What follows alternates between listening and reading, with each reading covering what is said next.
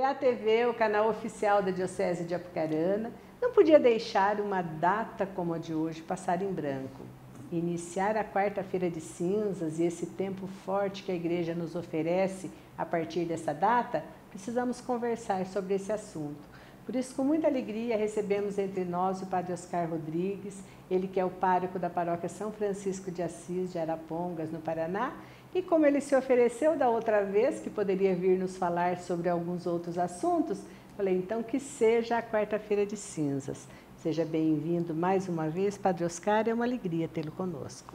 Obrigado, Cidinha, é uma alegria estar aqui com você, com todos vocês que estão nos assistindo nesse momento, né? Então, nós começamos hoje a Quaresma. Com a quarta-feira de cinza, começamos a Quaresma, que vai da quarta-feira de cinza até o domingo de Ramos, celebramos a Quaresma. E a Quaresma, a quarta-feira de cinza, tudo isso é um tempo de reflexão maior. Mas antes, porém, né, tivemos aí toda essa festa do Carnaval, toda essa alegria do povo brasileiro, né? E hoje, esse dia de recolhimento, hoje esse dia de jejum, de oração, esse dia de iniciarmos um período de recolhimento, podemos dizer assim, né? Com a quarta-feira de cinza, começamos a Quaresma, esse período de recolhimento do cristão. Reflexão, jejum, abstinência, oração, tudo isso para depois celebrarmos com alegria a Páscoa do Senhor. Padre Oscar, a gente sabe que já é uma tradição das pessoas e gostam de receber as cinzas, até tem comunidades que oferecem essa missa já pela manhã, outras somente à noite, e até costumam às vezes brincar que muitos foliões estavam ainda no tumulto do Carnaval e acabam antes de indo para casa ainda às vezes recebendo as cinzas em comunidades que oferecem esse rito já pela manhã. Como nós podemos traçar assim esse comparativo de importância de deixar de lado uma festa como o Carnaval, que transcende muitas coisas na diversão, até com alguns excessos, para esse momento de recolhimento, como o senhor mesmo disse, que a Igreja traz no Carnaval, na Quaresma. Como fazer essa transição através da quarta-feira de cinzas? Olha, Cidinha, eu falo para você que é difícil, viu? Eu que sou filho de baiano, é muito difícil fazer essa transição, né? Da festa para o religioso, da festa para o recolhimento, para o sagrado. Mas, graças a Deus, a gente consegue sim, né? Eu, aqui no Paraná, aqui em Arapongas, toda a minha parentaiada lá na Bahia, Salvador, Feira de Santana, consegue sim.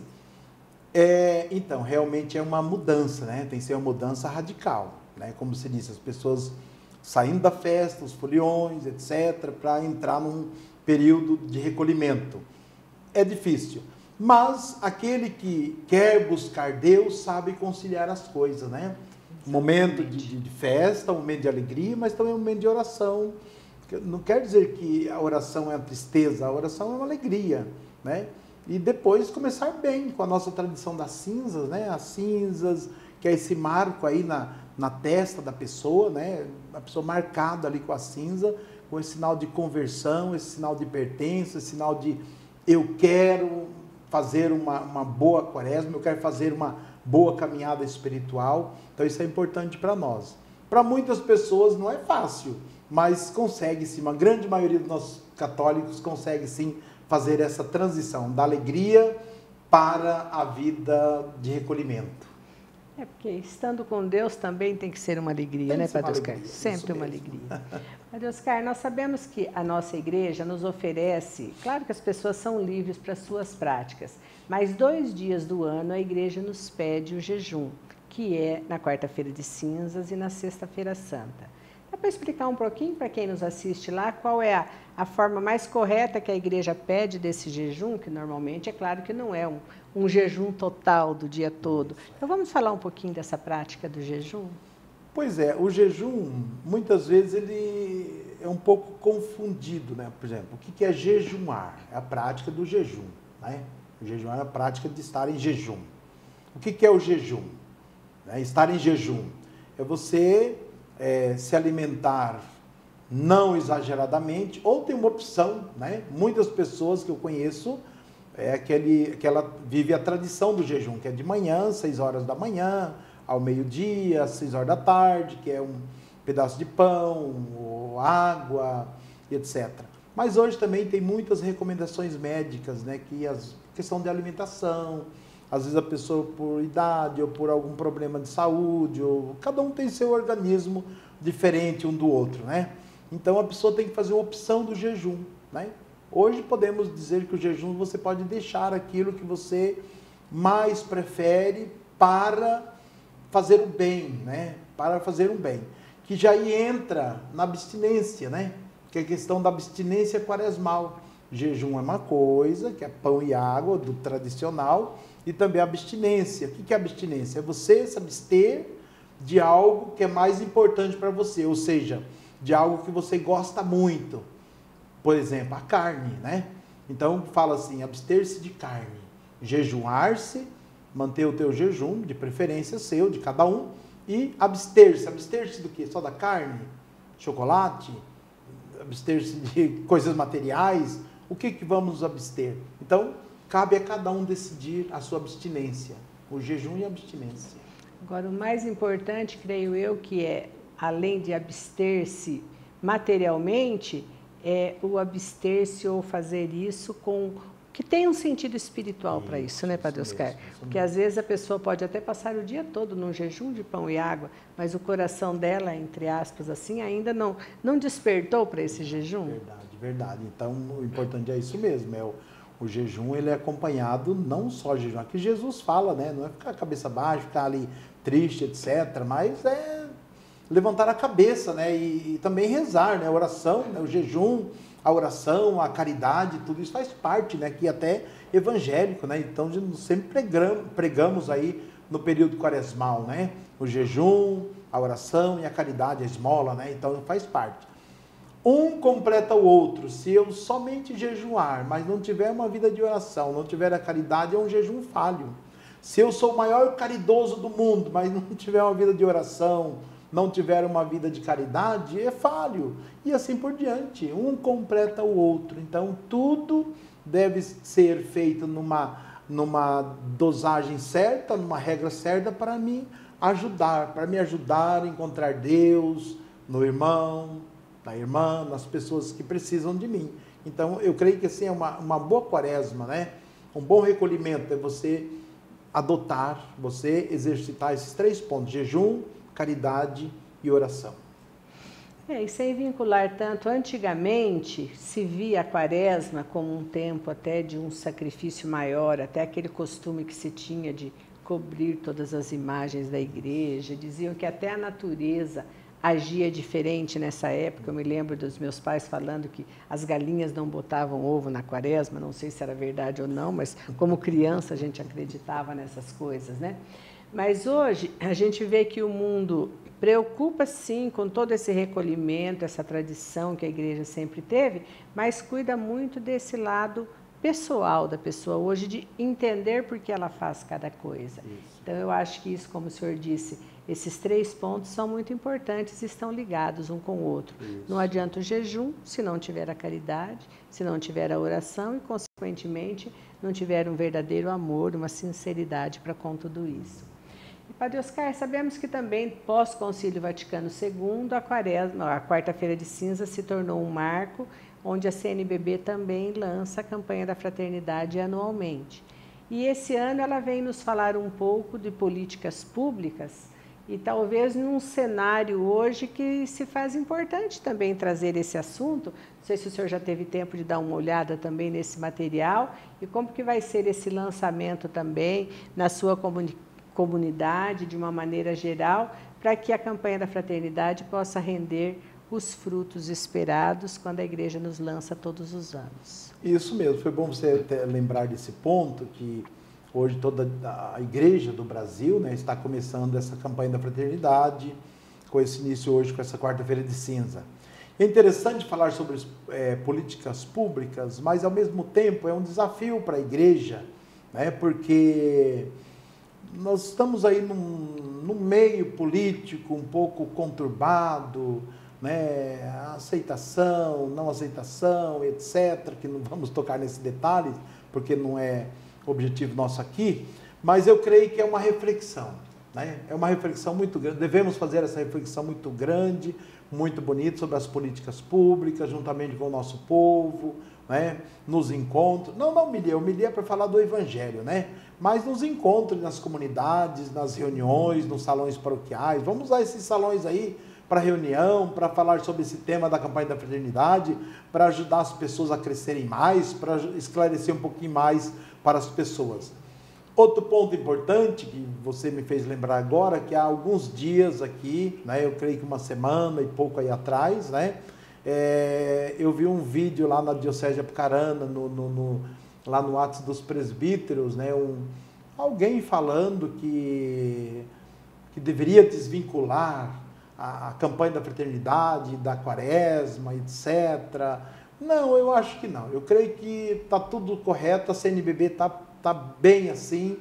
São os bispos, a comissão da CNBB, né, com a comissão nacional da campanha da fraternidade, eu creio que estão escolhendo a cada ano temas acertados, que nós precisamos crescer, que nós precisamos, né, estarmos unidos diante desses temas aí, dessas situações sociais aí do nosso país. E a igreja, como mãe, mestra também, tem que estar orientando o povo nesses assuntos aí, políticas públicas, política em si, etc., os candidatos, temos que estar atentos também a esses aspectos, sim. Eu costumo dizer sempre que a campanha da fraternidade, que já abordou meio ambiente, que aborda a família, aborda tantos temas, não tem a pretensão de solucionar os problemas, mas de trazê-los à tona para uma discussão saudável, né? As pessoas refletirem um pouco acerca, à luz da palavra de Deus, à luz do texto base da campanha da fraternidade, para ver se é possível mudar algumas atitudes acerca do tema apresentado. Creio que esse é o objetivo, Sim, né? esse é o objetivo, e tem que ficar bem claro para todos nós que a igreja, tudo que a igreja faz, até mesmo os temas da campanha da fraternidade, são temas bíblicos, né? São textos tirados da palavra de Deus, né? Lá do Gênesis, outras partes da Bíblia, o Evangelho, algum salmo, né? Que vem assim ajudar as pessoas a crescerem. Então a igreja, Cidinha, e você que nos acompanha, a igreja é sempre essa catequeta, sempre essa catequista para nós, né? Essa mãe mestra. Então a igreja sempre está nos orientando sobre temas, para nós crescermos, para não ficarmos assim tão alheio, tão distante dos problemas sociais.